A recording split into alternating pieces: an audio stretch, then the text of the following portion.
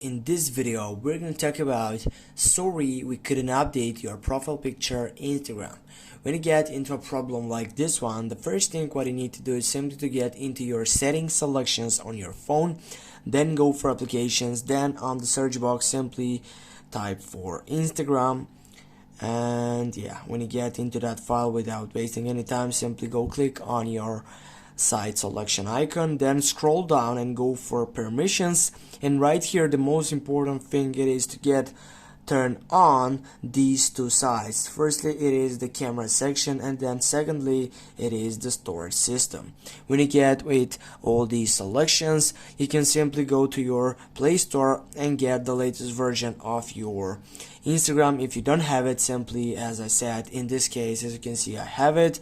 And then the last thing what you can do, simply you can go into your reporting system session, which is on your profile activity. Just I'm gonna show you, which is right here into your profile section. Just click on the three dots on your right upper side.